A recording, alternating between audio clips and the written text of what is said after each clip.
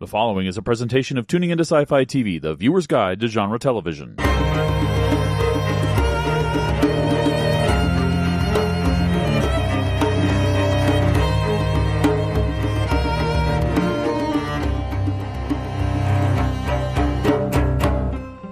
Hello, and welcome to the Small Council Matters podcast. I am Wendy Hembrock, and our court is back in session to wonder, is Sunfire dead or alive, or just pining for the fjords? So, everyone, let's go around the table and have you introduce yourselves, please. Hey, everybody. Thanks for listening. I'm Shannon from out in the Pacific Northwest, and I am very mad at this table. I am Jesse Jackson from Dallas, Texas, at Jesse Jackson DFW on social media. Host of, I'm so upset about the Sunfire controversy. I can't even remember what maester I am. But yes, I am the maester of sunshine, happiness, rainbows, all things Springsteen, and I cannot wait to delve into the Sunfire conspiracy. I'm Christine Peruski, your mistress of correction, and the Pomander is still standing. And I am Wendy, the maester of links. We got a bunch of links today to talk about in a minute. Just a reminder that we love to hear from you. Ravens, comments, voicemails. Come on by our Discord. We've got comments to discuss from there a little bit later. You can also contact us on social media. We are at SCM_pod. You can follow the link in the show notes to, excuse me, to leave a message through the interwebs, or you can call us at 706-927-8478 and leave us a message. So, first up, we're talking about episode 304 of House of the Dragon, Tumbleton. And before we get into the details of the episode, we're going to get some thoughts on some news and links that we have to share. First, there's a link about one of the fan favorite characters that from the books that has been cut. As Jesse and Christine hinted, the Sunfire dead or alive question is really heating up after this episode.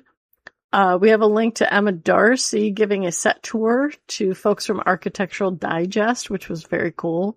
We also have links, if you didn't see them on HBO, to the Inside the Episode and the House the Dragons Built, which was about building Tumbleton as well as designing the Sunfire head and other pieces. So first, let's go around the table and hear some thoughts about any of the news or links. Okay. I just took a quick reread of the Sunfire article. I don't think there's spoilers in there for what happens in Fire and Blood. There is a section that clearly says what happens to Sunfire in Fire and Blood, but they kind of dance around it a little bit. But just if you're an unsullied when it comes to book spoilers, don't Google anything about Sunfire, honestly, because you don't want to see what comes up in that search. And I'm sure we'll talk about that later. Also, I'll have some thoughts when we get into choosing scenes and talking about characters, about the cut of the fan favorite. We mentioned her before. Her name is Nettles. In the book, she wound up being the writer of Sheep Stealer, but the show has gone a different direction in that, which I think is starting to coalesce and come together. But again, more on that later. The Inside the Episode was fine, and the House that Dragons Built was terrific this time. We did not get a world record for burning people like we usually do on these, but the expense and effort they went to recreate the moon door in the throne room in the Eyrie, just unbelievable. And a lot of times we're like, well, why does it take 2 years? And then you watch The House that Dragons Built, and you're like, oh yeah, that's why it takes 2 years. 'Cause just the effort that they go to make. So what were we there? I guess the whole season we're there maybe 20 minutes, and look at what they did to create that. And it looks gorgeous, of course. But it really does paint a picture of all the effort that goes into making the show exactly what it is. So, lots of good links there, and I suggest you check them out. I'll tumble toward you. I'll tumble for you. Yes. I loved the behind the scenes. I do every week, but this was especially interesting that how big the standing set was. I said before recorded that this show has so much money that, to rebuild that set with that, to go through and go, okay, well, we can't make it exactly because this is several, hundreds of years before whatever it officially is. So it'd be a little different for, as Shannon said, just a 15, 20-minute scene. You could have had her, he could have met her outside, right? And he could have, the same place where we met last episode. But it just gives a texture and a richness to this series that is really wonderful. So yeah, I loved all of it. The only one I haven't got to watch is the tour of the set, and I'll do that after we get finished recording. But great links as always, and as I said, I am just, the Sunfire debate needs to happen, and it needs to happen soon. This week in The House That Dragons Built, we see that they literally built houses, which is why it takes so long. And you question, was this necessary? Honestly, I wonder why they didn't still have the sets. I get the ones that were on location, but the interiors were definitely sets. And wouldn't you want to sell tours to that? Shouldn't that have been set up somewhere already? Is Sunfire dead or alive? At this point, they have literally beat the dead dragon so much that no matter where they go with it, I'm gonna be annoyed. If nothing comes of it and the dragon is dead, they've put too much into this plot line. If the dragon was in a coma this whole time and no one noticed, it will have stretched the reality of this world too far. I can't imagine an outcome that will feel worth it. I hope I'm wrong. I hope they know how to do it.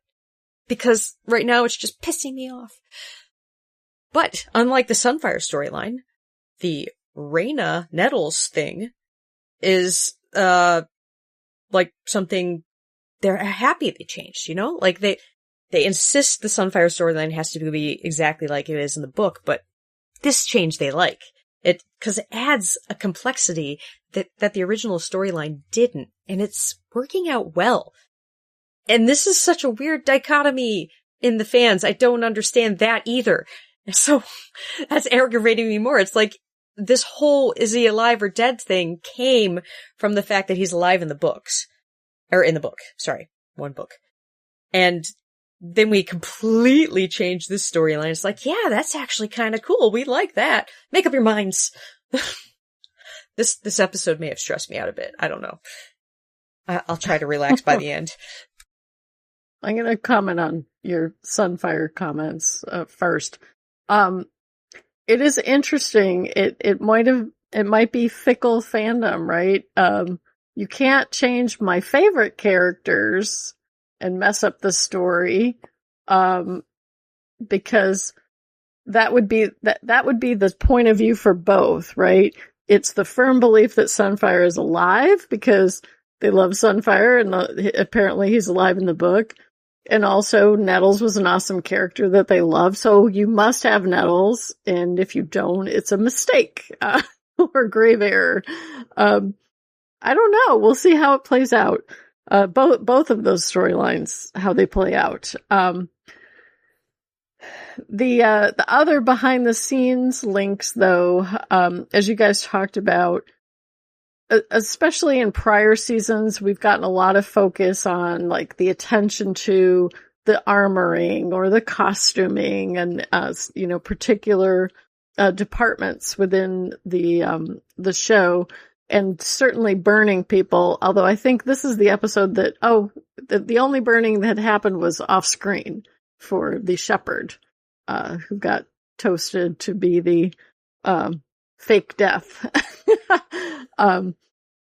but this time they focused, I'll say wider out on their larger plans about why Tumbleton is this huge set and how that will be reflected in the episodes to come in terms of the story pieces that we're going to see on screen.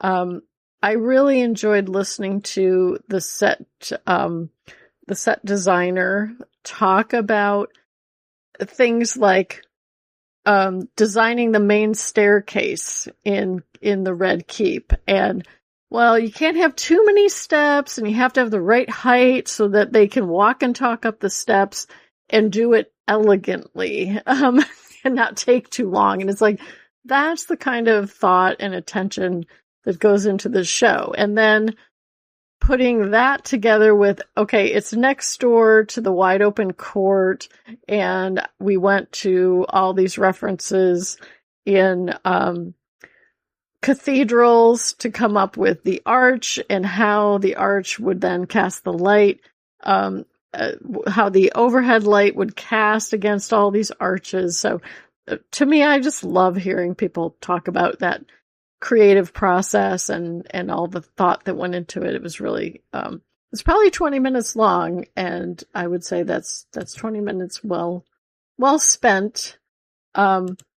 So if you have a chance, this week's are definitely heavy on the building of things. And the other part that was really cool in that House of Dragons built was the Sunfire corpse body. Because he wasn't going to move, or she wasn't going to move, they were able to build an actual head for the actor to interact with. And even though it looks stiff on film, the actor said it was actually supple and moved when he was holding it, touching it. And, they went into a tremendous amount of thought about, well, how much depression would there be in the ground from the body after it hit and everything. So again, that attention to detail is really amazing. I was thinking about your question, Christine, about the Eyrie, and I'm trying to remember, I don't know that we went to the Eyrie in the last couple seasons of Game of Thrones. So that set probably got repurposed along the way. Not the throne room, I guess you could call it. We have been in a bedroom and outside, but not the throne room. Yeah, I think the last time we were actually there in the room with the moon door was when Baelish pushed her through, pushed her out of it with Sansa there. Yeah, and that would have been at least one season before. Well, I was really talking about the King's Landing stuff, or the Red Keep stuff that they actually built this time around. They used that so much that you'd think they would still have it. Well, they had built it all for this show, because it's different than, even the throne room was different from Game of Thrones. Those might still exist, I don't know. I didn't hear that part discussed, but the only part that was new was they talked about this in the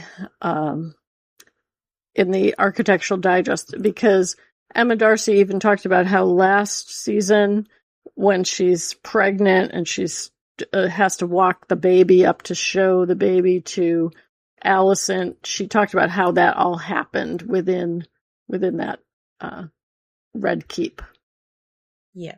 And to your earlier question, Sunfire is or was a boy. Thank you. And ever shall be. All right. So we got some listener feedback in various places through Discord. Jesse got some comments shared with him directly on social media. Christine's going to give us a little roundup. Okay. So Jesse sent out the word for some feedback, I think, on, is that Blue Sky or X? Facebook. Oh. I know. You'd think I would recognize it. No, it's on MySpace. Yeah, it's on MySpace. MySpace, of course. It's thriving right now. Got some good feedback from Judy, and her thoughts was that the episode was a bit confusing Aegon kissing the boot was gross. I agree, Judy. She was troubled by the young Targaryen boy being forced to kill that innocent man. Running a kingdom is hard, yo. And Daemon finding his daughter was cause for significant deception. And the pregnancy. WTH? Yeah, I think you just kind of summed up all my thoughts. There you go. There's my quick review from Judy. Thank you. And I'll just go through them all here and we can all comment afterwards. On Discord, we got a comment from Chris K. When the latest episode ended, I wasn't sure I liked it. My first reaction was that nothing happened. But the more I thought about it, the more interesting I think the episode is. It set up some intriguing things. Ormond and Darren, Aegon and his dead dragon, Alice and whatever is happening with Aemond. Looking forward to next week's episode. And then, of course, our ever faithful Denise commented also on Discord. Watched the episode. Man, long for the days of Viserys.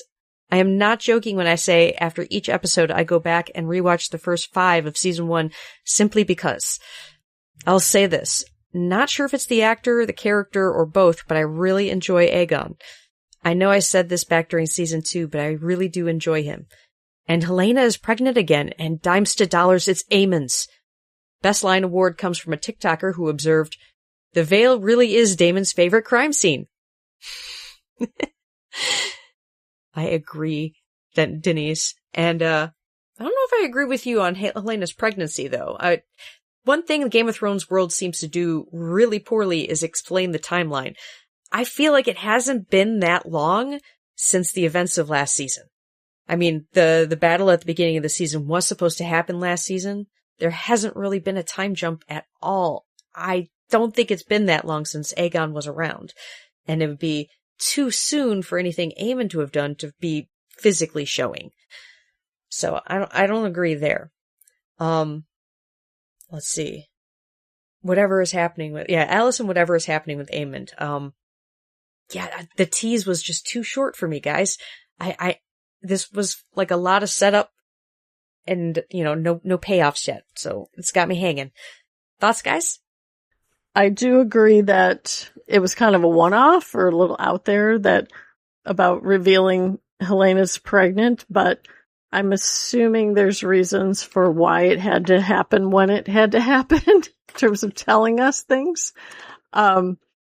It's going to be interesting to see how that plays out and how long they can keep it a secret.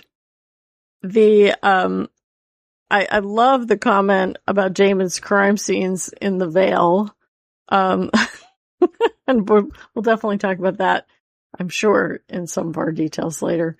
I'm curious about the comment by Denise about longing for the rule of Viserys, because I was actually thinking about him a lot in this episode relative to Rhaenyra, because she seems to be pulling out a lot of Dad's greatest hits, and I don't think that's a great thing necessarily for her to be dragging out the old Valyria model, for instance.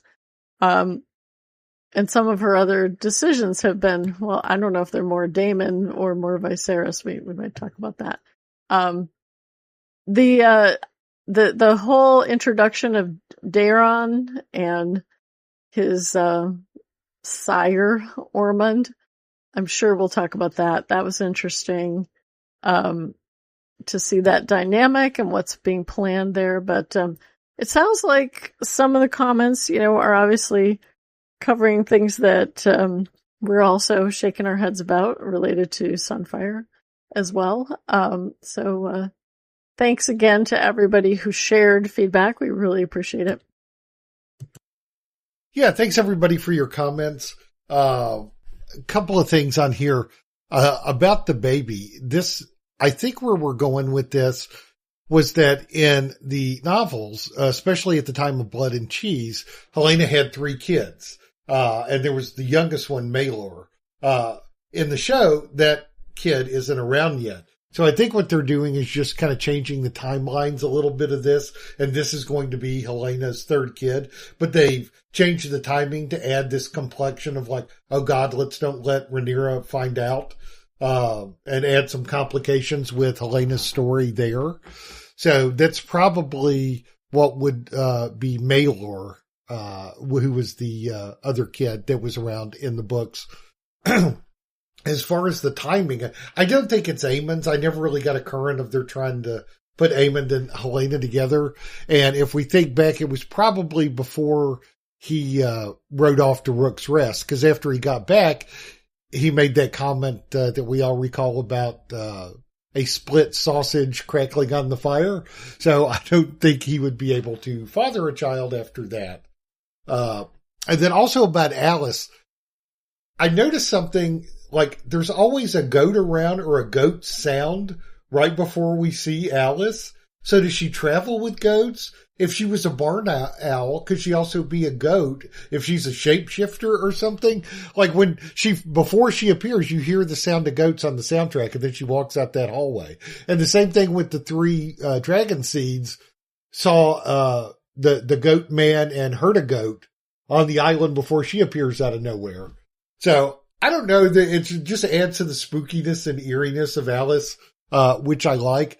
And then I was also thinking, like, cause there's no book knowledge here, where is Vhagar and where is Aemond? I think it would be easy enough in the bowels of Harrenhal to stash one person who's recovering and drugged up and whatever.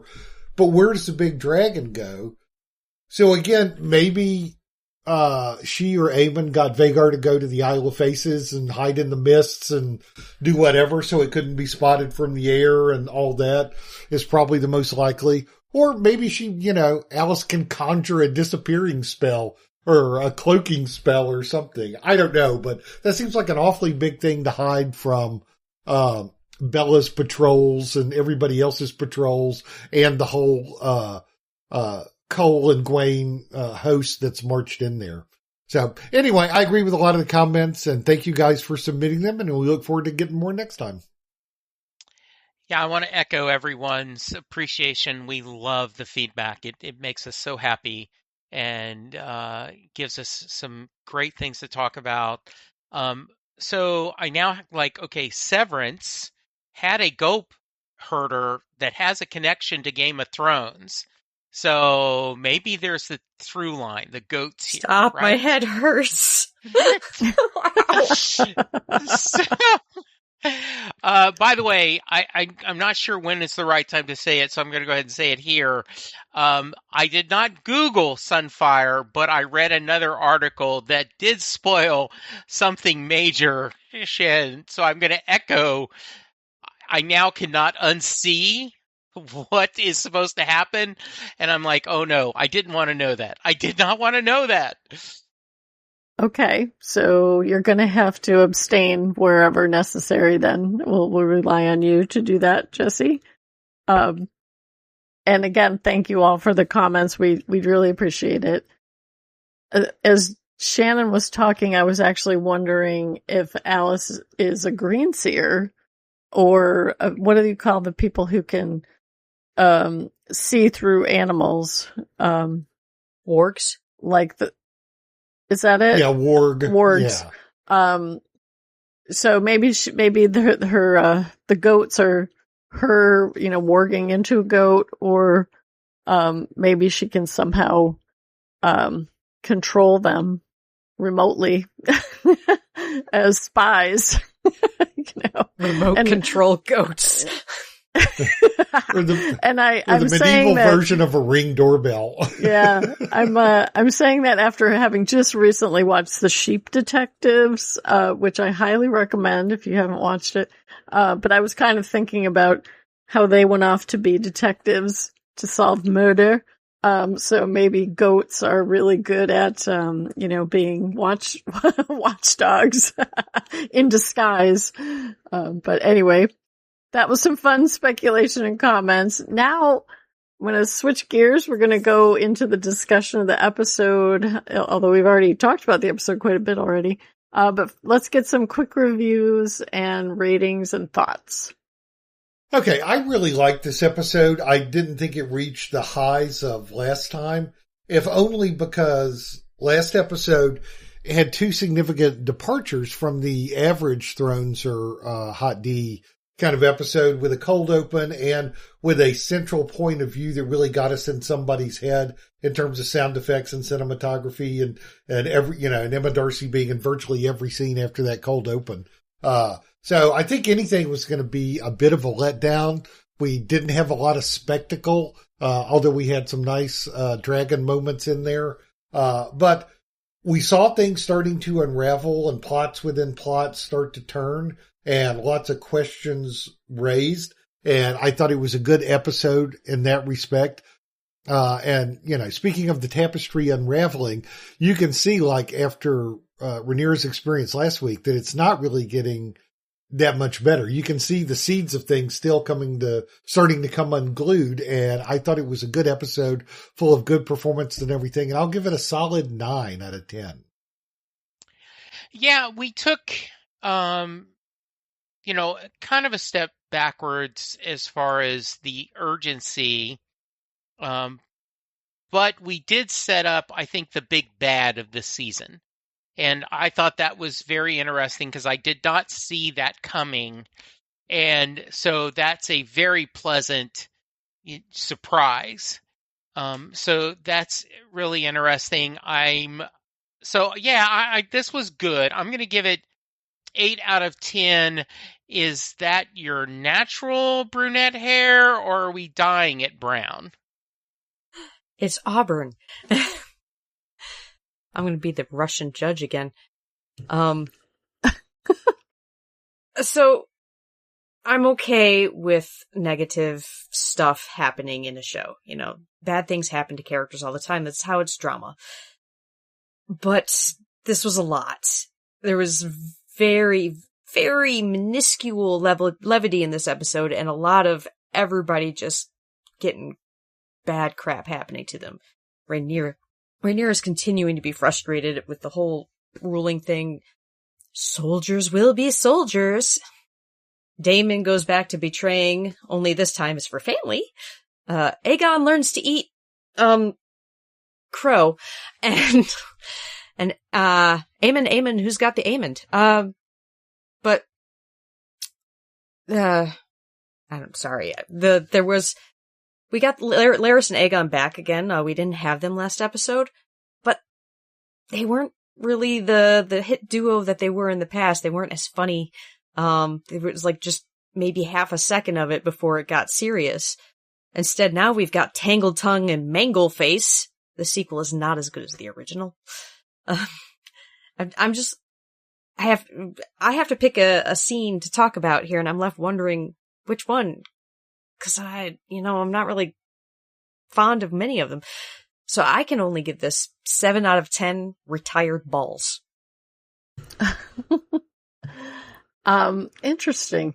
To me, this was about how the plans all fall apart and the actual problems of war play out in terms of what was planned and when things go wrong, and how do folks make decisions? Because to me, all of the main characters leaned into their worst flaws when making decisions that are all, maybe not any one individual poor decision will impact Rhaenyra's rule, but taken all together, it's not looking good. And I mentioned earlier, Rhaenyra is thinking a lot about her father, and she's talking about, how did he run things so well back then? It's like, he didn't. But, here she is putting the old Valyria model back up and nostalgia goggles. A little bit. I think it was Christine mentioned Daemon, going back to his old ways, which to me was fake the death, because he's done that a couple times before. Certainly Laenor, he was behind the plot to fake Laenor stuff. And Corlys, when Corlys doesn't get what he wanted, he runs off into battle. And, Cole, he leans into his, nihilistic streak about instead of doing the rational thing that Gawain says, like, well, we should go to Tumbleton and help out my cousin. Kristen's like, no, we're going to guerrilla warfare, the winter wolves and the rivermen instead, leading to our honorable death. It's like, is that the right choice? To try to basically slow them down, hobble them on their way to Tumbleton. And Aegon ends up, licking the poo boots because of his anger when he hears that he's dead, which was announced by Rhaenyra, and that Aemon killed him. That's what really set him off. He didn't have all this righteous anger about no food. It was his misdirected anger that led him to that path. And then Ormond, I think we have learned a lot about Ormond in terms of being abusive, how he's twisting his interpretation of the faith for his own means. So, while there was nothing happy in this episode, I would give it 8.5 out of 10 bags of gold dragons for the small folk. So let's get into the details and the highlights, and we're going to have Shannon start us off. Yeah, Christine mentioned for kind of different reasons that it was tough to pick a scene. Some were not quite as distinctive as the ones last time. And there were a couple that I considered, but what I'm going to go with is, Daemon's trip to the Vale. So we talked about it already, but that set is magnificent. I always love seeing that. And they do the great, long range shots through the VFX and, use of some natural hills and everything. And I always love when we go back there. I think it looks fantastic. And the encounter with Lady Jane was Daemon at his smuggest, which I love smug mode for Daemon. He's great. They go back and forth verbally jousting and she doesn't suffer him lightly. She kind of gives as good as she takes, but at the end of the day, she knows that they're loyal to that regime, and that he has a dragon out there and she doesn't have a lot of leverage basically. And so they kind of highlight the points of the deal that they were supposed to send a dragon to protect them. And it turned out to be a baby dragon and she had to babysit some kids. And then they sent the only, quasi-adult Targ child who doesn't have a dragon, and then she left. So it's like, I like the way that they played with each other there. And eventually, she was supposed to send arms, but she didn't. So Daemon asked for money. And I thought his line was great. A gift of gold would offer you the benefit of my speedy departure.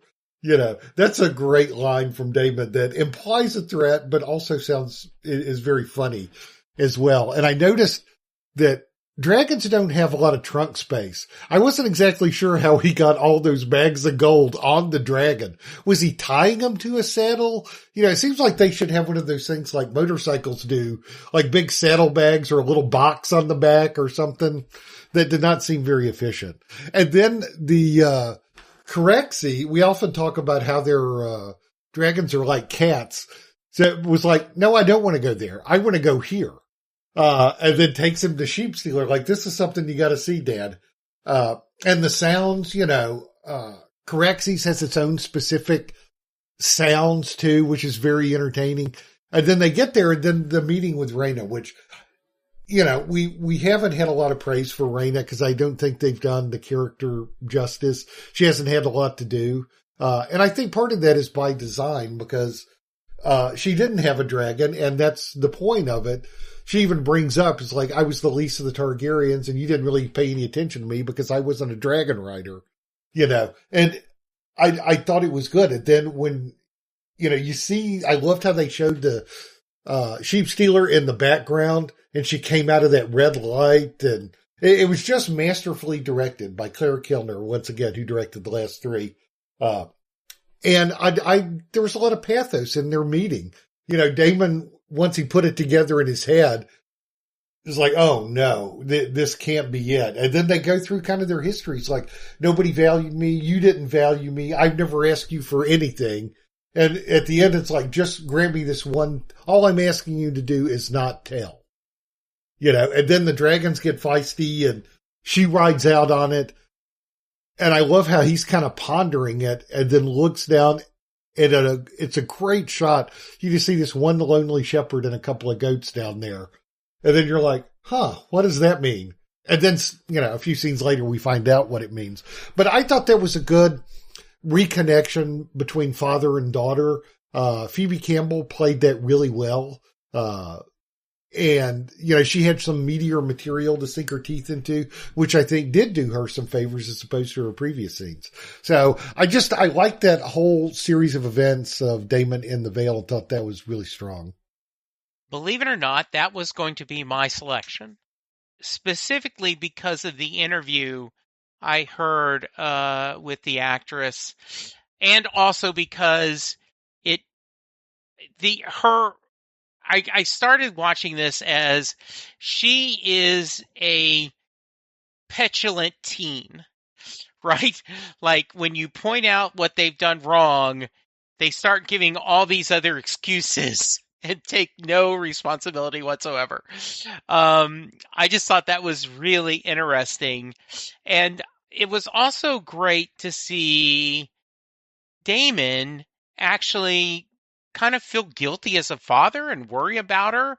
And in his effed up way, does something very lovely and noble to protect his daughter. I mean, he kills an innocent person, and now then that family has no one to take care of him or help. And the poor, his sheep, he's a shepherd, and, the sheep are good without that. But it's okay. He did it for the right reasons.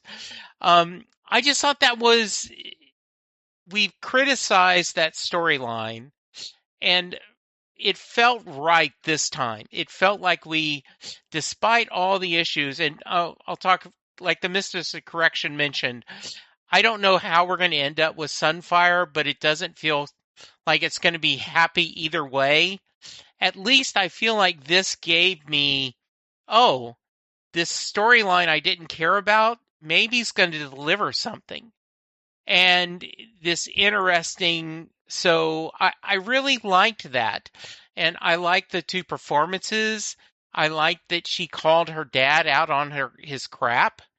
I mean, he's not the best father, period. But he especially wasn't the best father to someone who has no dragon. And, the idea, he had a plan. Just, okay, this is a wild dragon. You need to just drop it like a bad habit and go.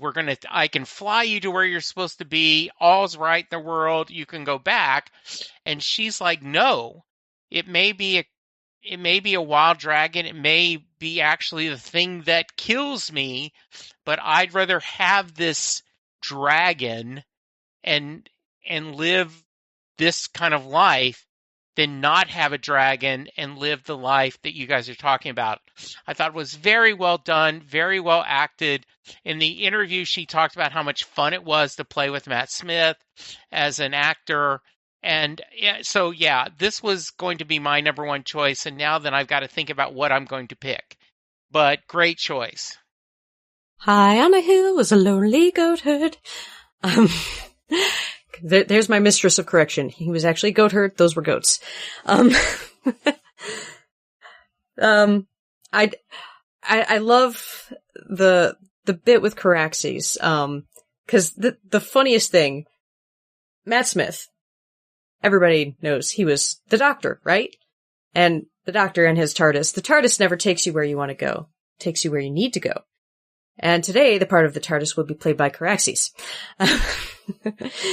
He just keeps playing the same role. So, he's still the Doctor. I love the bit with Lady Jane and her Afghan hounds. Very elegant, just like her.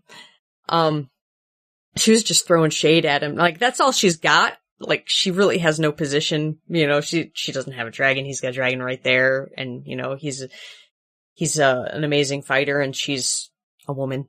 And so all she can really do is throw shade at him. And damn it, she's going to wield that weapon.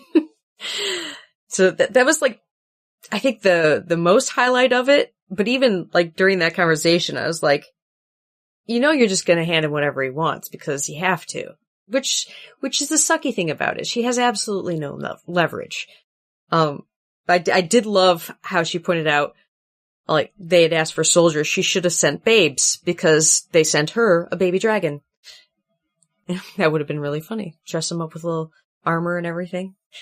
That'd be cute. But fast forward to Reyna in the cave, looking super crazy. Yeah, my only prediction for her this season was that she would go crazy-er. And man, she's got the whole outfit down. Like the hairstyle, everything. She is just full on nuts. And you mentioned like the unruly teenager thing. This is the teenager who screwed up and then screwed up and then screwed up.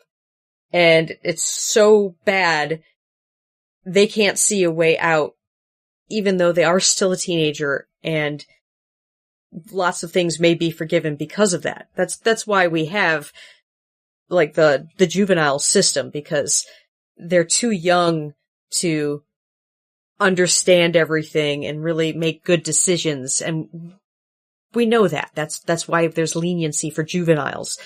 Yeah, this was bad, but it was an accident. It was a big accident. But she's not going to listen because she's an unruly teenager and she's depressed and freaking out, and she's going to go start life over again because that's the only exit she sees. Yep, full on crazy.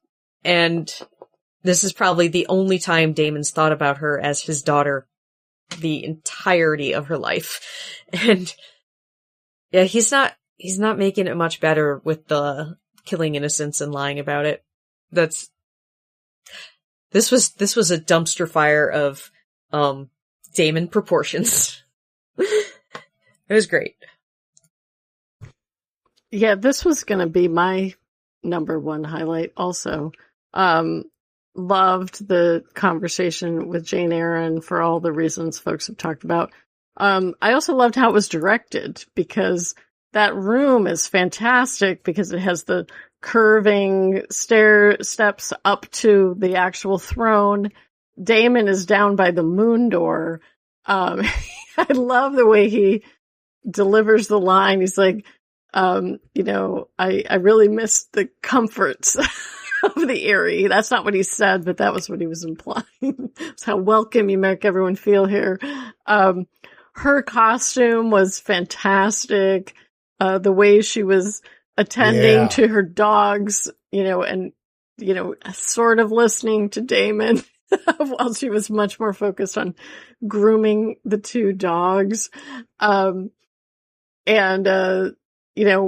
soon as she realizes, like, oh, you just need some money, that's it, everything about how she delivered that was great. And then I loved when Damon goes to load the gold onto the dragon. As you pointed out, Shannon, there's no saddlebags. And he's getting that kind of settled. And then, he's like, okay, let's go home. And Caraxes is like, no, we're going this way. And in one of the behind the scenes, I can't remember which one, they actually talked about finding a location that was acceptable to be a place where the dragon would be as a cave, but also that it would be plausible that you could find goats at that elevation. And again, that's just like the thought process that goes into the show in terms of choosing the sets and the locations for where they're going to set things.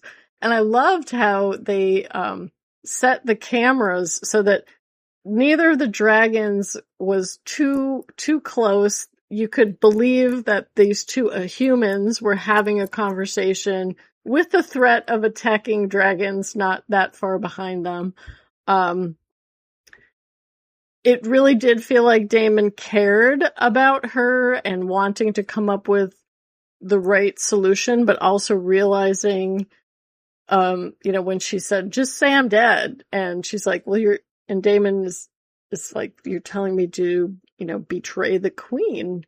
And, his original thought was, well, do what you were supposed to do in the first place. And that's a non-starter from the rambunctious teen, who's like, I'm not a lady in waiting for nothing, right? If I went on the original mission. And then he's like, well, come home, right? Come with me and we'll explain it to Rhaenyra. And I don't think Rhaenyra would kill her outright. Maybe she'll, be ice cold to her like she is to Bela. But she also might get curious about, well, how did you tame this dragon and what can we learn from that? So I don't know. I still wish people would just, instead of leaping to the worst, because that's what she did, right? She doesn't see any possible solution. So she leaps to the most extreme idea, which is, I'm just going to live in exile with a dragon. And, I don't know if she's crazy yet, but she definitely will end up crazy down the road from her isolation. She looked less afraid to me than she had in prior scenes. So to me, it was like, oh, she's grown up. She's, found her person, which happens to be a dragon. And so she found some level of peace or self-reliance out of this process. So I felt better for that character than I have in the actor playing the character than I have in a long time in terms of having something, a purpose. The other thing I loved was the difference in the personalities of the dragons and just how they move, because Caraxes, it almost looks like an eel sometimes to me. It's just so long and skinny, and a little bit ungainly. And then when Sheepstealer's, she's leaving out of the cave, I loved how Matt Smith is running away. My Matt Damon call out. Take a drink. And how it was so ungainly in a completely different way, unwieldy, how it just sort of drops itself over the side to launch, not an elegant dragon either, but in a very, very different way. So this was a great choice. I really like this choice. So Jesse, since that was going to be your number one, what is your next option?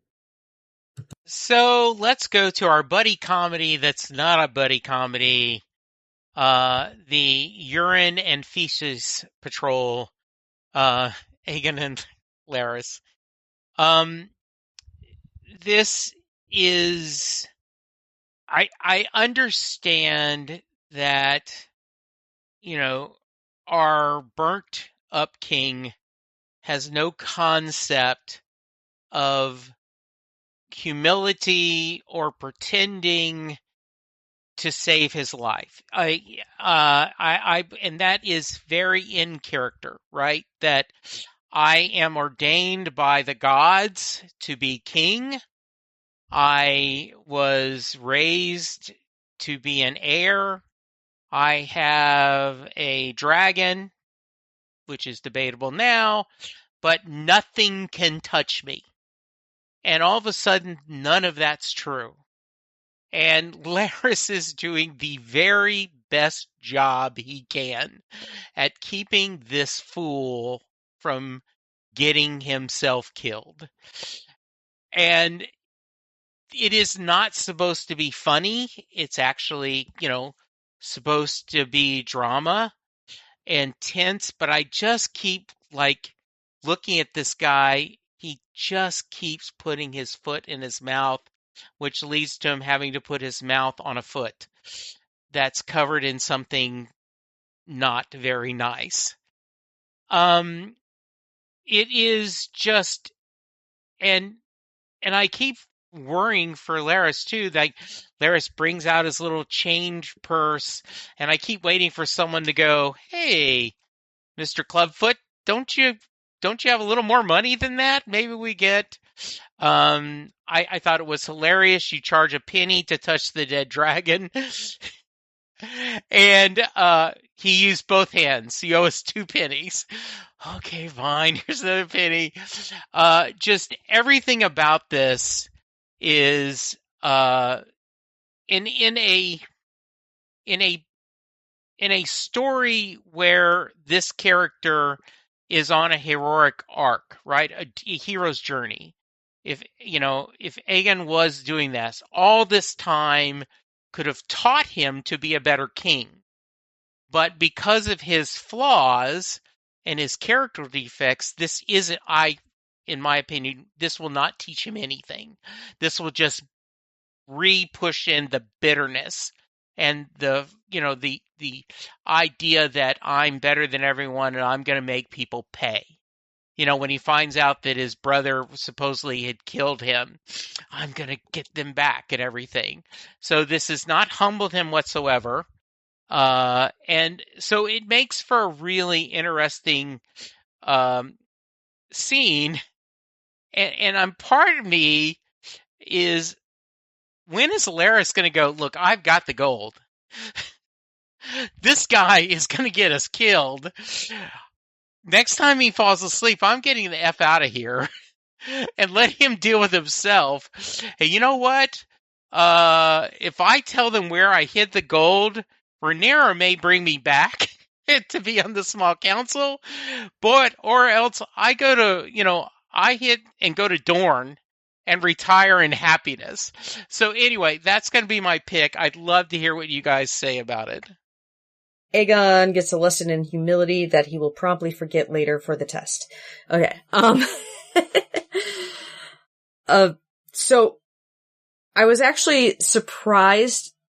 The only thing that surprised me about Sunfire's condition is that, since we saw that Aegon took a scale, why aren't they selling off pieces of the dragon? Like, that would be, number one. I mean, it would be a top price for that. But people should be going in for those dragon bits. I bet you get a lot of money for that on the black market. I mean, the snake oil salesman, dragon's blood's gotta be a cure for everything, right? So, why are people picking the dragon apart? Why aren't they picking Meleys apart? That is weird, because they're charging just for a touch. And so this is where things got not so fun with the Larys and Aegon show. The banter is gone. He says something stupid, I say something to cover it up or to make up for it. I think it's because they're now stuck in this place for a little while. And Larys has to be careful with his smooth tongue because they can't just get away from these people. They have to make nice, which means literally playing with poo. And I really wish that I believed that Aegon was going to learn something from this, because what brought him to the confrontation with the Lord, they were calling him my lord. I don't know if that really counts, but it was because there was no food. There wasn't enough food to go around. And he confronts him on, is this how you rule? Is this your rule? You've run out of food. And I'm like, but that's what was happening with your people. And you didn't seem to really do anything about that. But it's Aegon. He was never actually raised to rule. He was always the second in line, and Rhaenyra was supposed to have the throne until suddenly it was his throne, and he was like, oh, okay. Hey, ruling. He had no idea what to do. So I think the groundwork, there's no foundation. They're trying to build on a lack of foundation here, and he's not going to get it, no matter how many nasty boots you make him kiss. He's too arrogant at this point. Life was a party, and the party has stopped, and he's flailing. One question I have: when they showed up at Sunfire's corpse, they were still in that wagon, the Raven wagon. They had 4 horses there. They were all still there. They walked away from that wagon. They just leave it there? like Laris mentioned getting fresh horses before going to the boat. And I'm like, what about the other horses? What'd you do with those horses? You could have gotten a lot of money for those horses. What'd you do with them? They were just hooked up to the wagon and you walked away. It seems like an oversight. And also seems like something that could be tied to them that would bring a lot of questions. Is this a plot hole, or is this going to come back to haunt them? Well, I think just from a story perspective, they had to walk into the town because they had to stay. If they had horses, they wouldn't have to have a reason to stay when they said, go, maybe. I don't know. Honestly, I didn't think about the horses at all. I loved the scene where Aegon is visiting his dragon. The actor played that beautifully. I really felt empathy for his grief over this dragon. And it wasn't necessarily funny because there was an undercurrent of real danger when the guy... So there was the guy who said, give me a penny, and then there was a guy behind him. And that same guy was in Rook's Rest, also looking at them really funny. And I assumed he was going to try to rob them at some point, was my assumption. Or maybe he figured out who Aegon was. But there was a reason why the same guy was in both of those scenes. I'm not sure what it was and how that'll play out in the future. And I'm not talking about the mangle mouth guy. So I loved everything about the start of that scene, and Aegon's really overcome. Like but to everyone's point, he's incredibly selfish. And unaware of what's happening. It's like, Laris is telling him, look, we gotta go. This thing is dead. Although maybe it's not so dead in comparison to Meleese, which we'll talk about shortly, I think. But I loved how, Laris is really got the eyes on the prize. I would guarantee he's got as a plan B, well, at some point I can ransom Aegon back if I have to.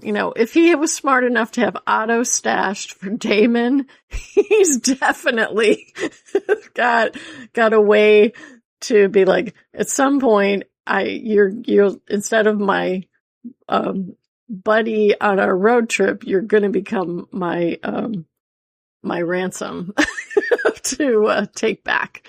And it was this whole episode is really about what really happens in war. And these kids are robbing bodies and they have these dead eyes that looking back at Aegon, and he, I'm not sure what he thought about that, if he was just repulsed by it or if he really internalized any of it about, his part in all of this that's happening, because everything about Rook's Rest happened because he screwed up the plan. Aemond was supposed to take care of this and he was supposed to stay home. And instead he wanted to, play war. And then once you actually get into Rook's Rest, who's in charge, the most unsavory, violent people, similar to what's going on in Tumbleton. So yeah, this was a great choice too, as one of the highlights. Yeah, the even though their scenes were not as overtly comedic as some of the other ones, they still have a way of making me chuckle, even maybe not so much at the more disgusting aspects of it, but their relationship definitely does. I agree with what everybody said. I was nodding my head along as you guys unveiled the comments about, Laris definitely has a backup plan. As you said, Wendy, if he was smart enough to play both sides and leave Otto for Daemon should the Red Keep get taken by the Blacks, then certainly he has a plan B that would involve, what would it take for him just to, wander the camp or whatever and say, can you get a message out? Or some way say, hey, I've got King Aegon and the crown and everything right here. Let's make a deal. And didn't I show you my trust with the Otto thing? So I think he still what a good cunning character does is they always feel like they have more cards they can play. And Laris certainly does. And the way he keeps his calm when people threaten them or pull knives or do everything else, just a talent to the character's talent, of course. Like we talked about Alicent not really having a poker face. I would not want to play Laris in poker. I think Laris has a great poker face. And then when he was like, oh, you wouldn't want to kill somebody of the faith. I don't think the gods would look kindly upon you if you did that. You know, just, he handles everything. You wouldn't hit a guy well. with glasses, would you? Yeah. And he's got to be just so exasperated that every time he's like, okay, I've got us a place where kind of intermingled here. It's a good place for gossip. And then Aegon goes and screws it up again. You know, it's got to be so frustrating. And as you guys said, Aegon, he can't help himself. He was raised as a spoiled brat. I don't think his psychopathy runs as violent as like Joffrey, but he definitely has the narcissism and the, you know, me. And every episode, every time they encounter somebody, adds something. Like there was one point when he was kind of mumbling and saying, I'll have your tongues for this. What?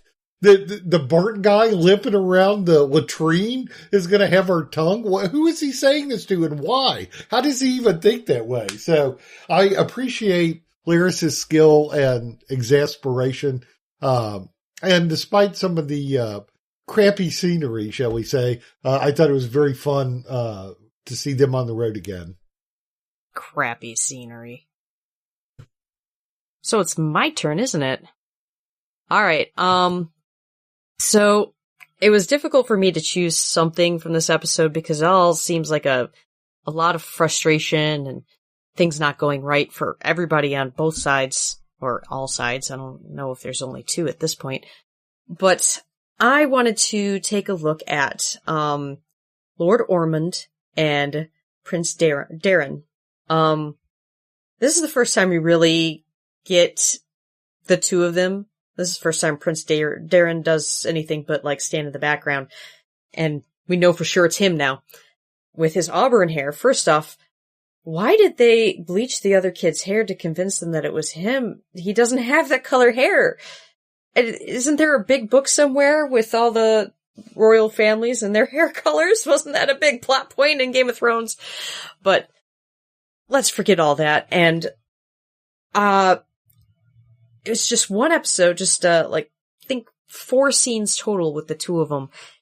And I have a nice solid grasp on their relationship, on what's been going on with this poor kid since he was sent as an infant to Ward. And we have Lord Ormond, who is, let's say, OCD and very, very violent. It can get that way. But like everything has to be precise. He has this very sensitive nose, which can put him in a foul mood. And Darren has grown up with this man and his temper. The scene where they get the news that, Aemond isn't coming. He's gone missing. And, Sir Criston and their little army are not coming there either. And he's rolling the message back up, and Darren says to the page in the room, leave, now, go. You know, and immediately, cause he can see it coming, and he backs up.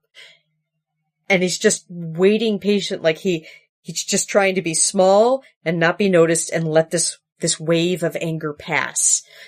And he goes to town on that table. And somehow doesn't knock anything over. That's talent, by the way. And it says a lot about what's been going on with those two. This poor kid was specifically sent there so he wouldn't grow up with all the horrible stuff that happens at the Red Keep. And there's just all sorts of horrible stuff happening at Old Town.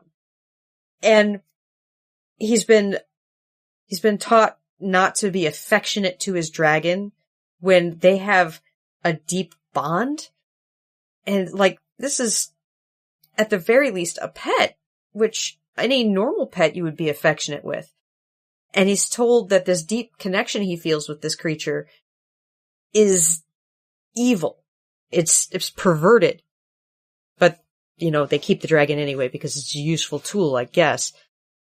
I noticed at one point, I think it was the last scene right before he goes to tell him that he has to execute the man for harming a soldier. Ormond starts to put his hand on Darren's face, and the dragon growls, and he stops. And I'm like, what does he think he was about to do to that kid? I mean, I think at best, he was thinking he was going to hit him. At worst, I've been rewatching The Magicians, and some horrible things happen to kids in that show. And it's got me thinking along those lines, what else has been happening to this poor kid? And I mean, just less than an hour, probably not even 20 minutes of these two characters. And I have a full grasp of what's been going on with the both of them his entire life. And it was brilliant work, brilliant writing, brilliant acting, little details. I mean, I know from the round table that the Lord Ormond smell issue thing was something the actor actually brought to this, and they have worked it into the story so well. This character detail that isn't even necessary but adds so much. As much as I hate this man and what he has done to this kid, these scenes were really good. Yeah, they were really good. I think you talked at the beginning of the episode about how there's not a lot to enjoy about this episode. We learn a lot of bad things. But I did enjoy the performance of this actor. It actually reminded me a lot of the show Rome, which was also on HBO, and Marcus Aurelius's character, who was really brash. He was definitely not as horrible as this person, but he does some shocking things that are comparable. The part that I loved was when Daron does give the warning to the serf, and because that told me he is kind, because he doesn't want strangers to see the dysfunction of the Hightowers, and he doesn't want him to possibly get physically assaulted either. And his reaction is to sort of back away and cower. And Ormond's second, this is like old hat to him. He doesn't he doesn't break an expression. He waits until he's done having his fit. And then he goes and picks up the chair and puts it back to the table. The thing that surprised me was when, the family comes to petition him for justice about the assault on the wife and the attempted rape of Hugh's wife. And he very quickly sees through the story of the Green and comes to the correct conclusion. And he turns and he says, this whole town's a powder keg. He doesn't say that, but it's the implication that, anything could turn. So we need to have this semblance of order and justice. And for this kid, this must be incredibly weird, although it's kind of his normal since a baby to have this kind of dysfunction. And, the Hightower dysfunction is completely intertwined with the faith of the Seven, because that was the whole rationale for the Green's punishment, right? It was, you broke her arm, we're going to break your arm. You tried to rape her, we're going to geld you. Which sounded very Faith of Seven to me, on brand. And so did the admonishment about dragons, because that was the Septon last week. Dragons are an abomination. Nothing good comes from a dragon. And he was over there loving on his dragon, very similar to how Aegon was laying on Sunfire earlier, and there is a total hypocrisy there, because if that's true, then the dragon should remain chained up all the time and never used, or kill it if you could. I don't know if they could. I'm sure they have scorpions that could do the job. So then when we have the end scene where Ormond is like, okay, you're a Hightower. You're the Targaryenness in you is a taint, and we need to overlook it, but you're the best of the options we have for who can lead us. And Daeron recognizes, he says, I don't want to be a turncloak. And he's trying to tell him, you're not really as Targaryen as your brothers. You're really a Hightower, and you're green, and that's why you have to kill this guy who laid hands on a green, which by implication means he did it to you.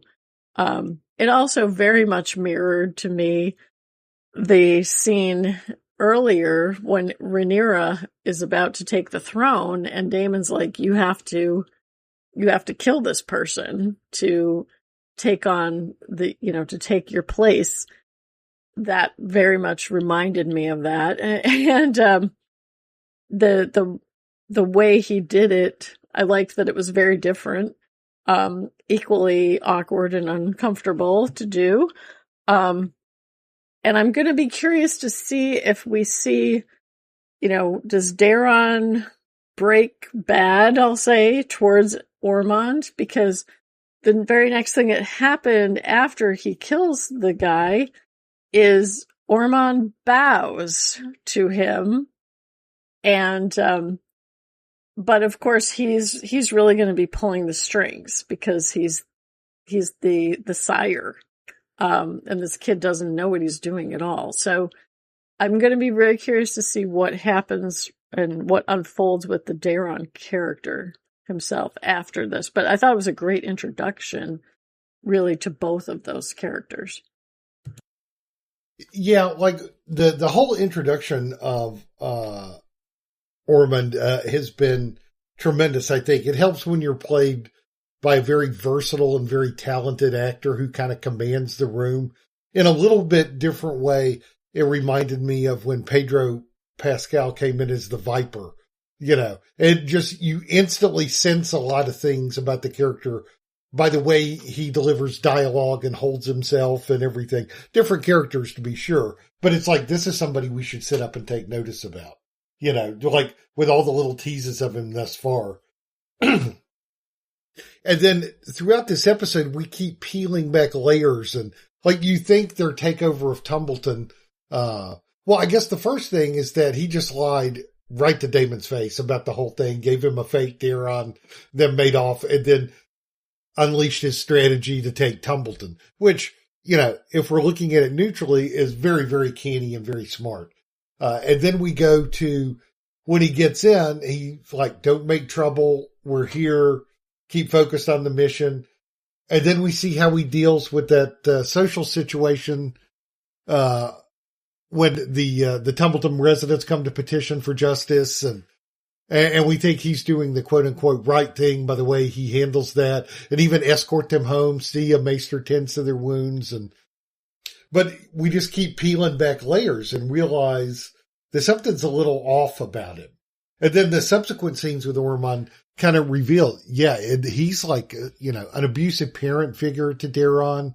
And he's also kind of high on his own supply of righteousness, that I can do whatever I want, but he believes in Hightowers are better than Targaryens, just as a natural course of order,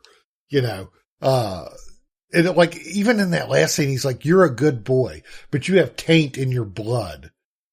That's Targaryens are abominations. We are superior. That's like some Nazi rhetoric, right there.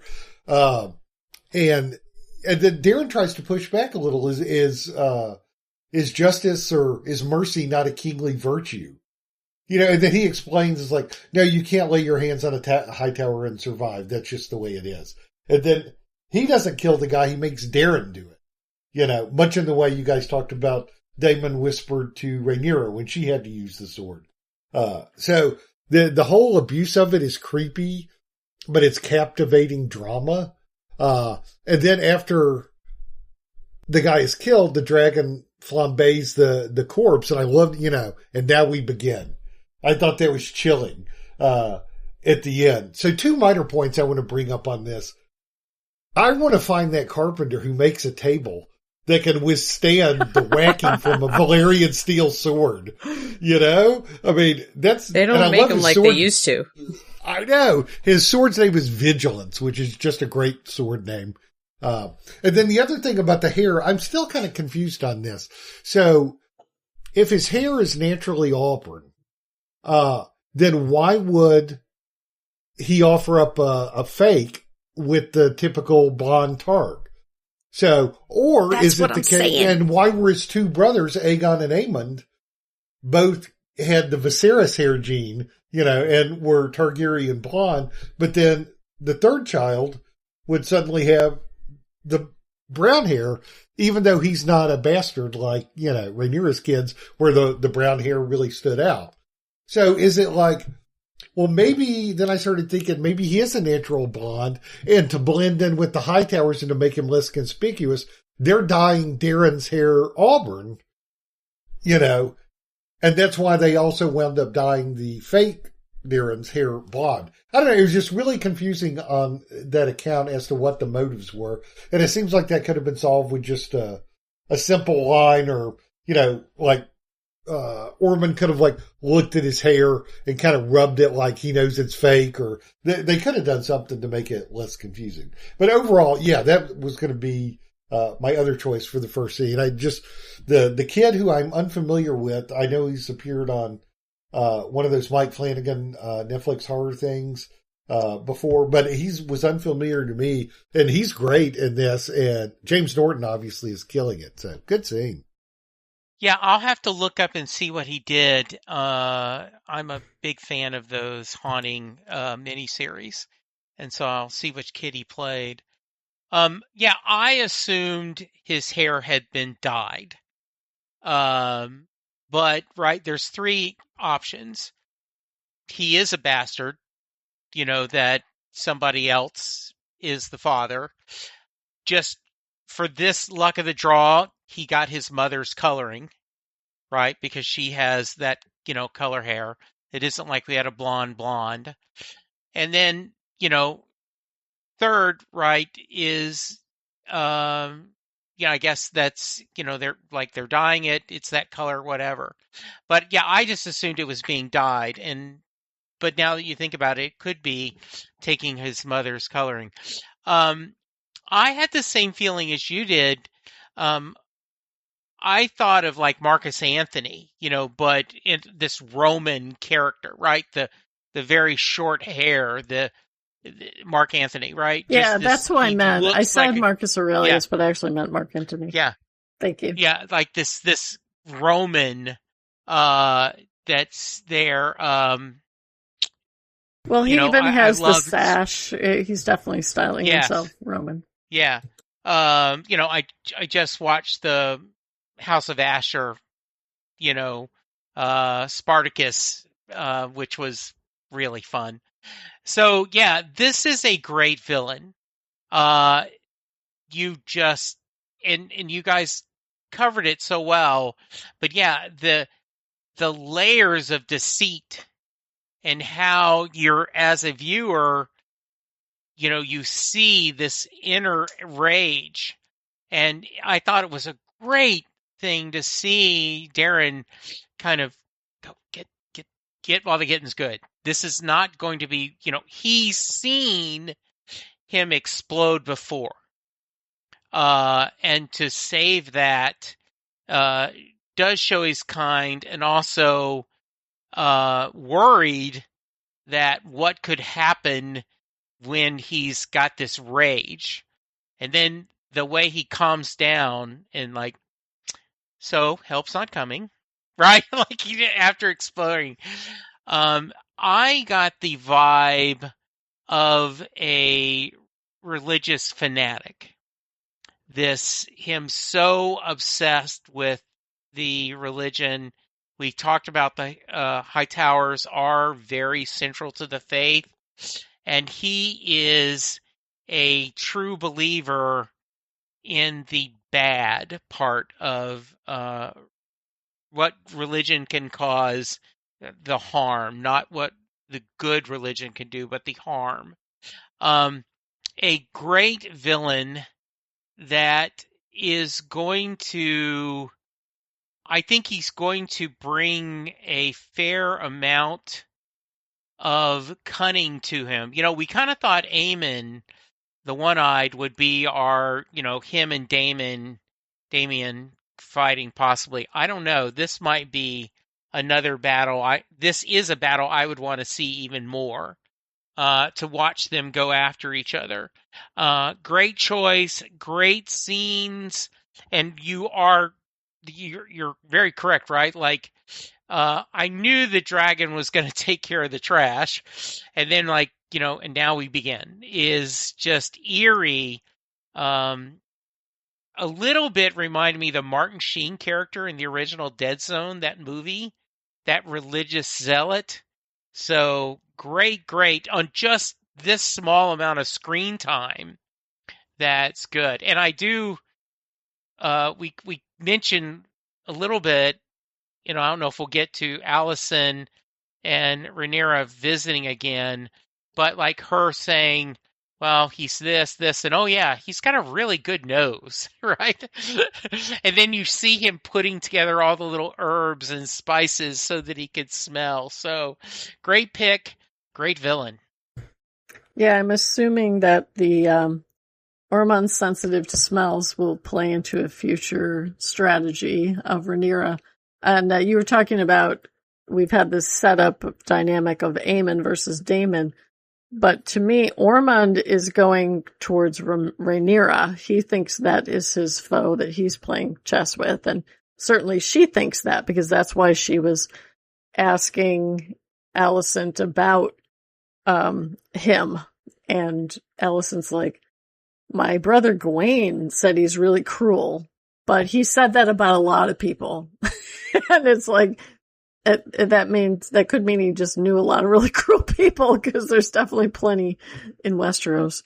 Yeah, it'll be interesting to see what happens. I don't perceive him as a religious believer. I perceive Ormond as a religious perverter, meaning he's going to pervert the interpretation of the faith towards his own objectives, and call it righteous, justice, whatever.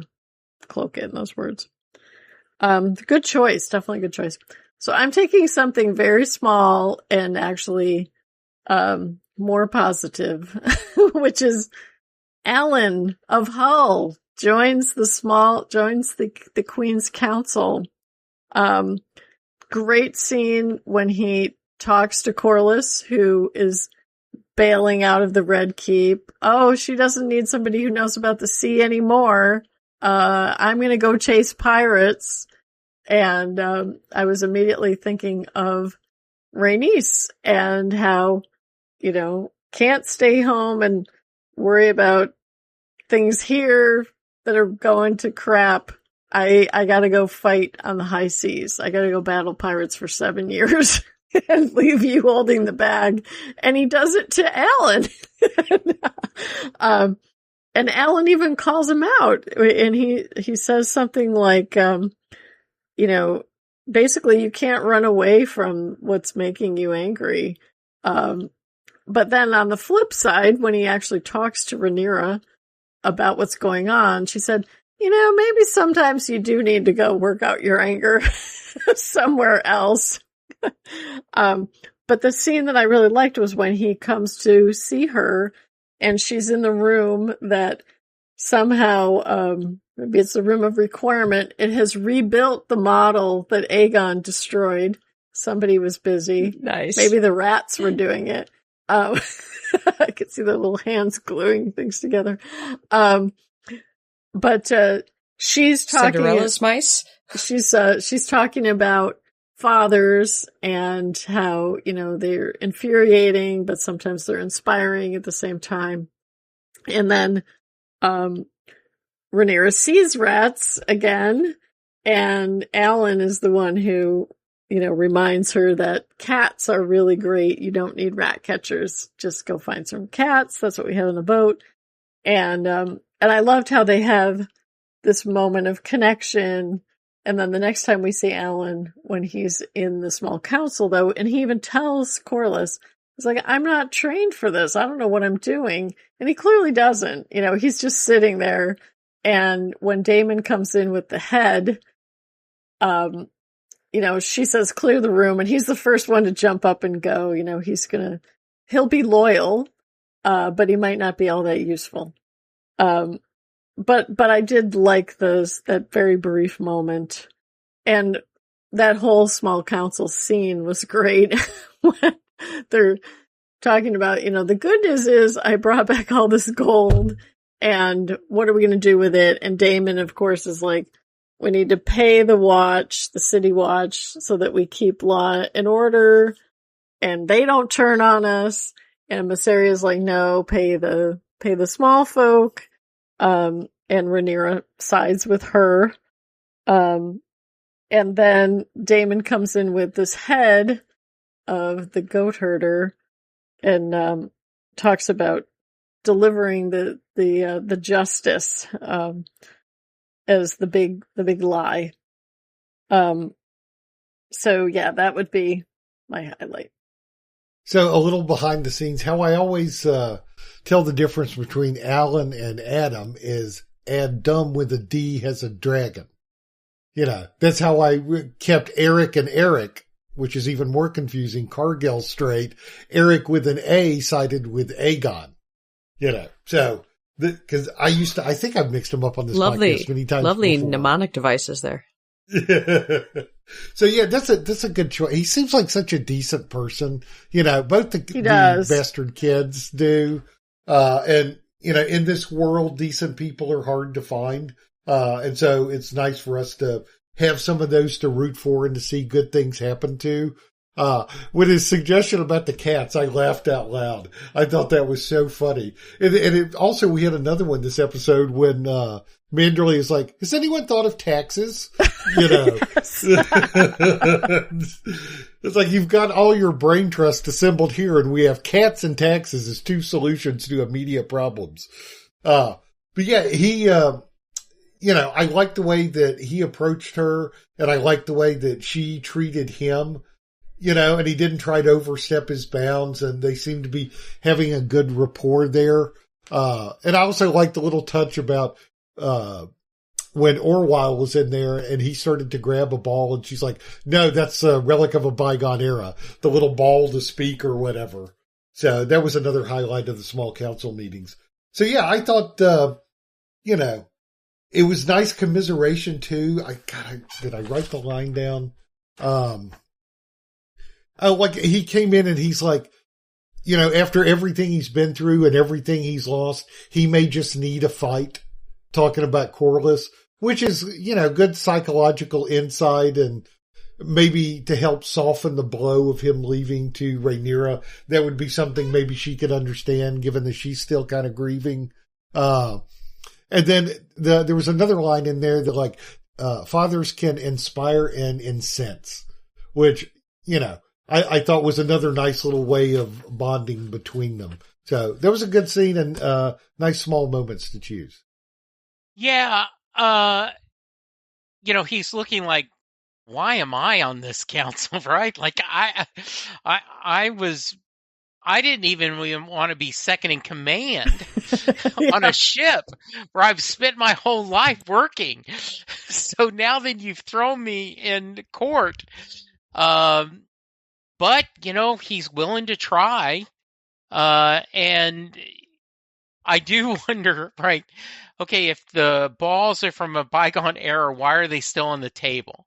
right? Like, why hadn't she thrown that out when they were burning all the other, furniture and banners and curtains and everything? Mostly, I guess, because that made for a fun line. I did notice the taxes, anyone, right? And I kind of feel I like that actor. So I feel a little bit bad, like they've just he is, he's a patsy. Just as we're talking conspiracies, right? Yeah. We're just bringing him in to knock him down, right? Like, no matter how hard you try. Yeah, this is, she needs she needs advisors, and she needs a team very strong. And at least Alan is trying, right? He's listening, and we'll see what he's going to do. I read somewhere that I do not remember there being a lot of cats in the Game of Thrones. Was there? Someone made a comment that that's where all the cats came from, like on when they were filming the first series. Arya was chasing Arya cats. has to chase cats and study cats when she's studying with right. Syrio. And then we had Sir Pounce, of course. Yeah. Okay, so that's maybe where that's the origin of cats. So there we go. If it wasn't for that, there never would have been any cats. Which I kind of think we won't get into that, because that was the first thing I thought is like, don't they have any cats hanging around, right? Like, let's do that. I love just, this is the gang that can't shoot straight.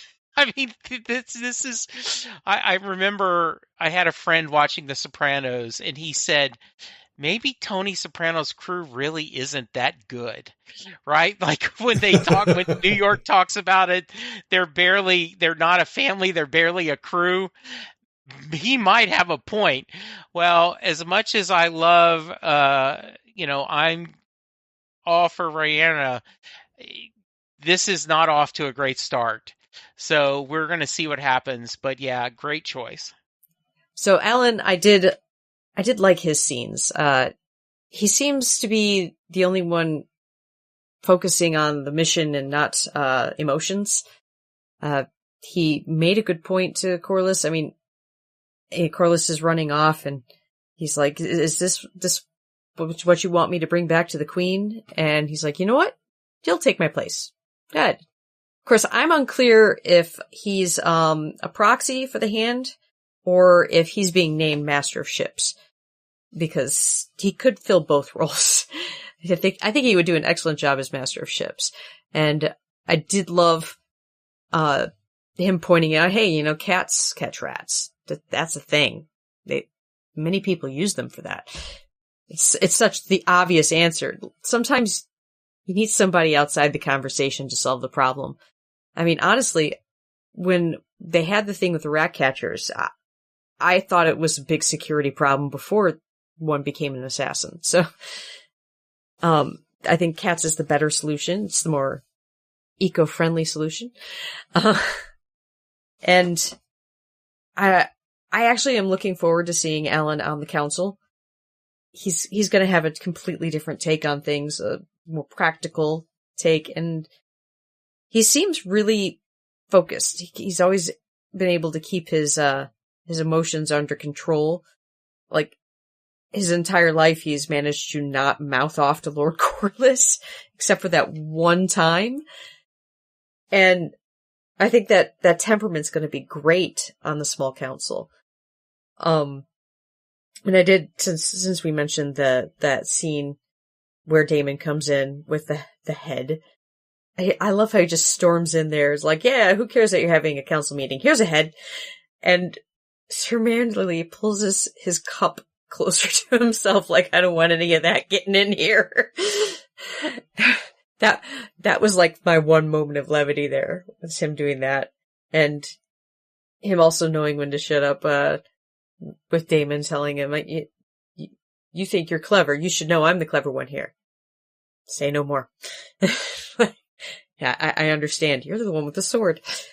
I don't know what way Sir Manderley is gonna go. He's he comes off as a slime ball, but he might just, be trying to gain more power, and now he's on the council. Good job. And I have no idea if he's going to be any good with money. Like, he really is just being set up to be a patsy, because, like, can he handle the money? Who cares? If he can't, he'll screw it up. If he can, hey, good on us. I mean, point the finger, or we actually filled the role properly. And then the head and the fact that Massaria knows Damon all too well. It just continues that little chess game between the two of them. They clearly have their own sides. Massaria is the champion of the people, the small folk, and Damon is all about any sort of martial power, whether it be an army, dragons, or the police force. And we've only got so much money. Who's getting it? And I think Damon screwed up with his lie with the head, because Rhaenyra wanted justice, but she wanted to met it out herself. She wanted to see this person who killed her son, and she was given a burned and dismembered head. So after she lets out her anger with him, she states that the money is going to the small folk. And it's like Damon took a blow there, and he leaves the room and yells at Massaria like she's gonna be done with you when all this goes the wrong way. Yeah, whose head was that? Just little jabs at each other. I love that. And I feel like it's actually not getting enough story time. Like, if it's gonna build to a head, I need to see a little more bickering between them. So, I don't know, that whole scene left me, like, wibbly wobbly. I just, like, there was some really fun stuff and some really nasty stuff, and I don't know how I feel about it generally, but no matter how bad the story is in any of this, all of the actors are doing an amazing job with it, which is why it's still enjoyable to watch. Why I'm not going to give up on the show because it's too negative. Because the actors just bring it. And this was a bunch of different styles all in one room, which made it kind of fun anyway. Yeah, I still get the Roose Bolton vibes from Sir Torrhen. So he might be pretending to be a useful idiot, but he might have his own agenda in the Littlefinger way or the Roose Bolton way. I don't know, but I made the comment when he was introduced last week, and this week didn't alter that view, because definitely he must understand that taxing the small folk isn't going to enamor Rhaenyra to her people any more than the blockade, and he was very aware of, she was behind the blockade that was causing them to starve in the first place. So we'll see what happens with him. I just had one highlight I wanted to shout out, the very tiny, which is Orwyle, because he turns out to be actually useful, which is why he gets promoted, and he gave her wise counsel. He's actually the maester doing the maester job without really an agenda, at least as far as we've seen so far. So that was another little highlight that I just wanted to touch on.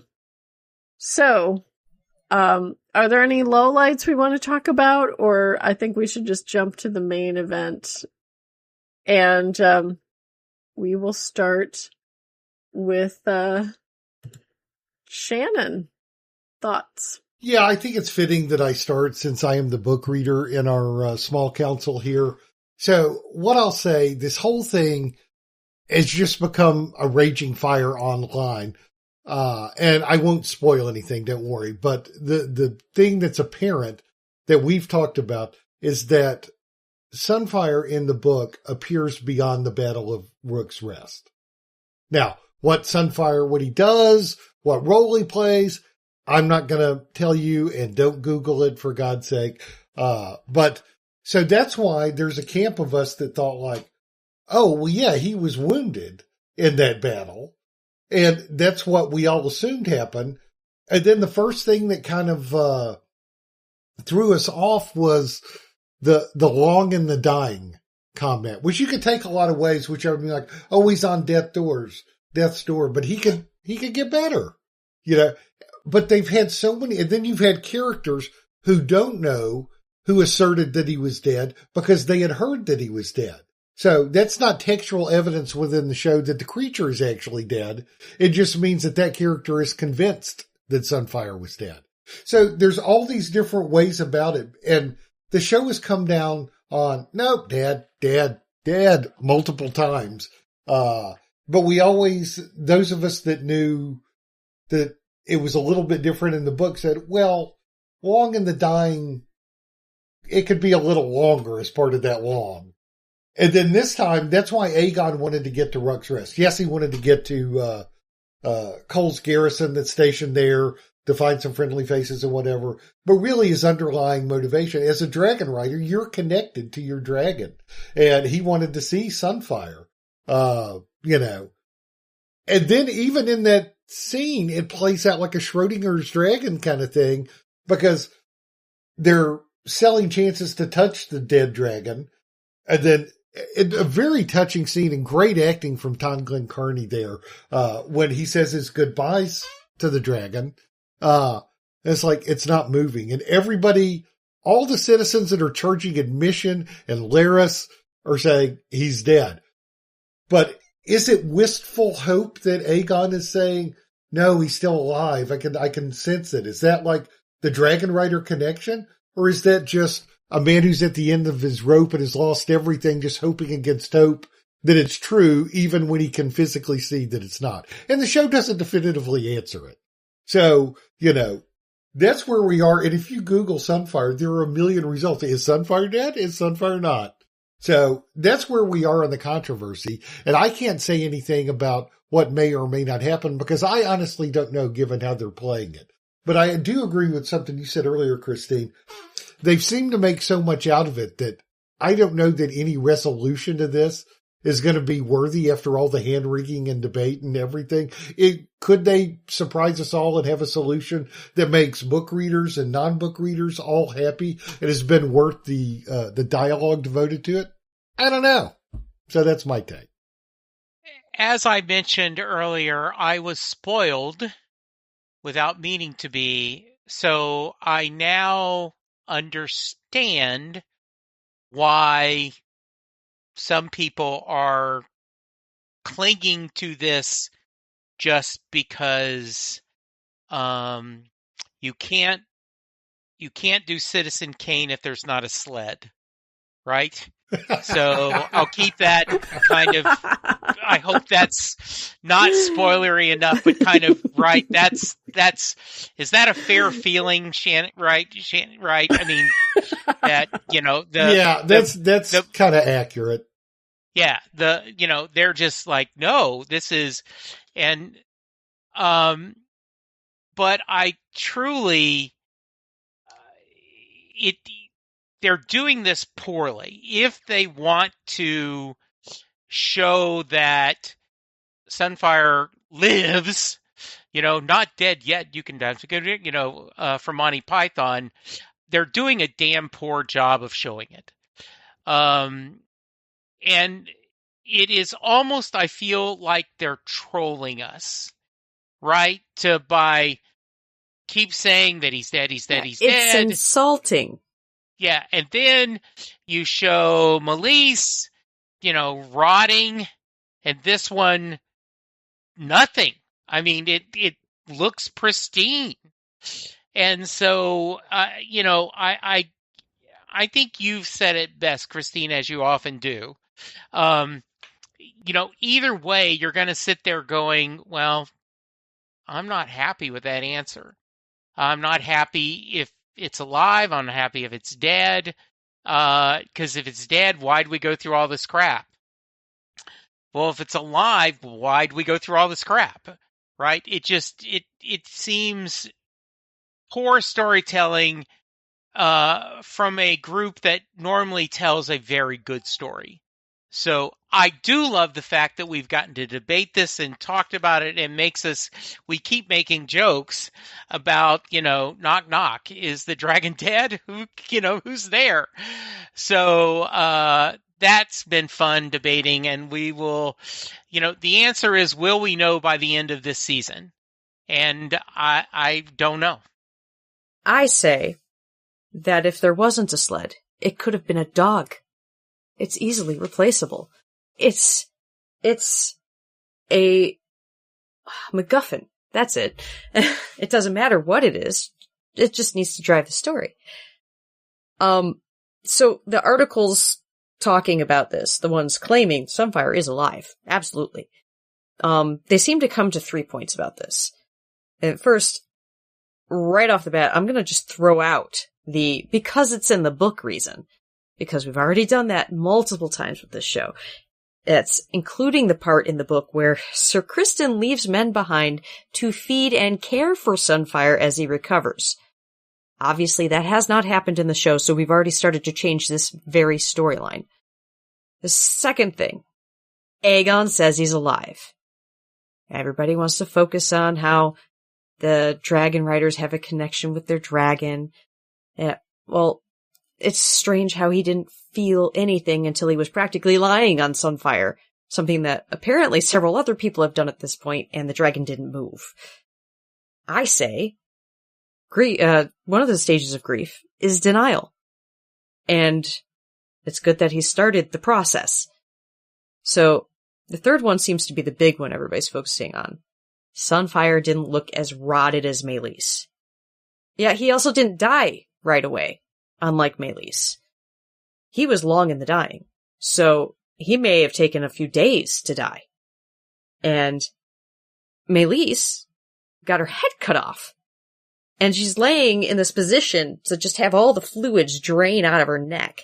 Well, when Sunfire fell, his wings were outstretched, which would slow his descent, and he landed in the woods, in the trees and dirt, whereas Meleys plummeted wings together onto a stone castle. And, the breaking point at the top where you can see there's, it looks like bones exposed, there's almost no neck there. That's because that's where she snapped in half when she hit. And there's also a lot of damage to that neck. Anybody remember how specifically Meleys died? Because she didn't die from the fall. This ginormous dragon took a giant bite into her neck, where there would be a crap ton of holes in it. What happened to Sunfire was he got slashed a bit in the chest, and he took some damage to the face. And if you look at his laying corpse, or whatever, the face, the one that's down on the ground, that is really messed up. It's desiccated. It's nasty. And you can still see where his chest was ripped open. I don't know if it was open. I saw blood, dried blood. I don't know. And like I said, the only thing that's really suspect to me that no one was talking about is that nobody's picked apart this dragon that's lying here. It's a dragon. They're rare. They're magical creatures. People would be picking away at that thing. And I have absolutely no reason why that hasn't been happening, aside from maybe superstition. That's the only thing that would keep everybody from picking at it, except there's a lot of people who aren't superstitious. Grave robbers ignore superstition, and they go into tombs and get by traps and take all sorts of valuables out of there. There's no reason why those 2-3 guys hanging around at the dragon charging for a touch would stop people from taking bits of the dragon. I just don't understand where that's coming from. So, in that respect, Sunfire should be, less there. Should be taken apart. So, yeah, in the end, I'm left with, last season they said on 3 separate occasions that Sunfire was dead. That's fine. We couldn't afford to show, so we told. We had a limited budget. We couldn't do the big battle at the end of the season because of that. And we certainly couldn't add a whole dead dragon just to show you that it's dead. But this season, we knew we were going to do that. We built a life-size model of the head for the actor to interact with. Excellent work, by the way. Both on the prop maker's part and the actor's part. It was just wonderful stuff right there. I felt for him. Aegon felt human in that moment. But so we knew we were doing that. And yet, last episode we said twice, as 2 more times, that the dragon was dead. So we have now told the audience a total of 6 times, 3 last season, 2 this season, and then a physical dead dragon, that the dragon is dead. I don't care which way you slice it. This is too much. They have put too much into the show to tell us the dragon is dead. So either way, they've overdone it. This is poor storytelling, and it's like glaringly obvious. It's like a bad illusionist who's like, oh, all right, now look here. Don't look over here. Don't look right here. Don't look over there. Don't look over there. Don't look. Hey, see this? This over here? Yeah, I bet you didn't see that coming. Like, you mean that spot you told us not to look at like 5 times? Yeah, we totally didn't see it coming. It's a bad performance. And that's all I have to say about that. Yeah, this makes me think about how writers decide how they're going to get to some place, and there was a decision made early on to create story for Aegon and Larys that apparently doesn't exist in the book, right? Because none of this is happening in the book. And they wanted to, and I don't know Aegon's story in the book, but they're clearly trying to create a redemption path for him of some kind. Whether he is truly redeemed or not is a different one, but they're trying to create some parallel between Aegon and Sunfire rising from the ashes. And they're doing a really bad job of it, as folks have pointed out. It's kind of like the Rhaena and Sheep Stealer, our Feral storyline has also been backed into and poorly done. So I agree. I do not think that whatever the payoff is will be worth the confusion and consternation. I do feel like they're trolling the book readers, especially, because they're deviating from that, and maybe they're rationalizing in their own mind, well, we're giving you something as alternate theories that are plausible because this is not a documentary book. It's interpreted through people who may or may not have had accurate information. So we shall see. The one thing that Sunfire's got going for him is it's a beautiful dragon. So in the overhead shot where Aegon is kind of laying on the dragon and we really see its face on the side, it was like, it's like a boy laying with his dog. And there's a kind of very parallel shot with Daeron and Tessarion later. So I'm rooting for that dragon. I want that dragon to be alive. When Aegon said he's alive, I interpreted that as some kind of connection that he has with the dragon, and maybe Aegon's presence is the catalyst that wakes him out of his dragon-induced coma that's been restoring him or whatever. Even the parallel of like one side of its face is destroyed. It's heavy-handed, I think, which is also part of not the best writing. So, the saga will continue though, and I guarantee this isn't the last time we're going to talk about Sunfire. You're reminding me of a similar resurrection, although not such a large one, in Game of Thrones. when I think we ended the season with Jon Snow dying. And there was a lot of questions as to whether or not he was dead. And my initial thought is, oh, hell yeah, he's dead. The question is, how long before we get him back? Because they did some excellent setting up that this world has a way of bringing people back from the dead. We haven't seen anything like that with dragons. I feel like they wanted to set up a resurrection or story about a deep sleep coma that a dragon can go into. They should have laid the breadcrumbs of that before this, instead of just insisting over and over again that he was dead.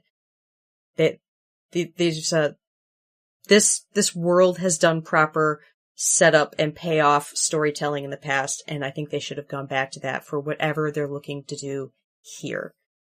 And they haven't. Agreed. So, any final thoughts before we wrap up for tonight? It's sad that we're already halfway through the season. I mean, that's just the reality of this show, of how complicated and how expensive it is.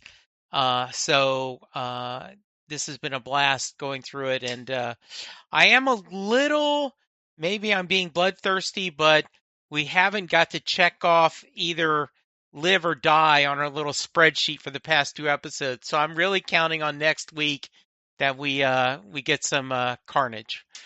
Let the bodies hit the floor. Well, I will ask you one final question. What did you interpret, instead of showing a trailer for next week's episode, they showed an in the coming weeks instead? What was your thoughts on that? I thought that was just because we're at the halfway point. It just seemed like a good time to say that rather than something they're hiding for one episode. I think it was more of a excitement builder is how I took that. Yeah, that does seem to be the fad lately. A lot of shows do a mid-season trailer for the rest of the season. But it's usually accompanied with like a big break, like a holiday break. Yeah, so, you get people excited for what's going to happen when we come back in a month and a half, because we're going to be off for a while. But to be honest, I didn't actually see the trailer. I missed it trying to see everything else. So I totally missed the trailer for the next 4 episodes.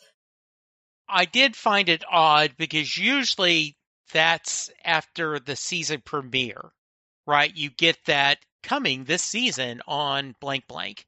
And so I did find it a little odd. I had not noticed that they were doing that in mid-seasons before. And yeah, that makes a lot of sense that if they're taking a 4 to 6 week break, or 2 months or something. So yeah, we'll see. And we're counting down to next Sunday. Yeah, I was curious about that. I don't remember that kind of a trailer in past seasons.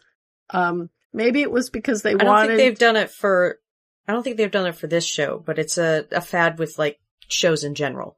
Yeah, I was assuming, to your point about the body count, Jesse, that they wanted to remind everybody that we're going to have some more battles, because we haven't really had a battle in the last 2 episodes.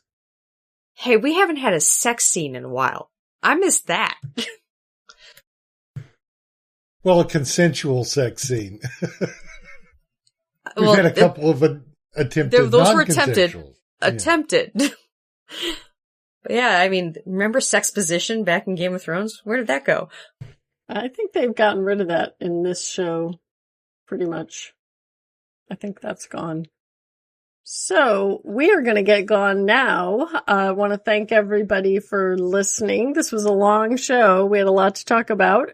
We would love to hear your feedback and thoughts about this most recent episode, or what's to come, or maybe not to come. And I want to thank our maesters again, Shannon, Jesse, and Christine, for a lot of fun. We will see you next week. Bye, everybody. Bye, everyone. Be safe. Stay cool. Bury your dead dragons. Bring out your dead. Get a cat. I'm not dead yet. He's mostly dead. It's only a flesh wound. We'd love to hear our listeners voice thoughts and send us feedback. Call us at 706-927-8478. Stop by our tuningintoscifitv.com blog to record a SpeakPipe message, or check the show notes and leave us comments. From the blog, you can also find links to forum discussions and subscribe to our RSS feed. Call into our Tuning Into Sci-Fi TV Skype account and leave us a message. Be social with us on our Tuning Into Sci-Fi TV Facebook page, or follow us at Tuning Into Sci-Fi on Twitter.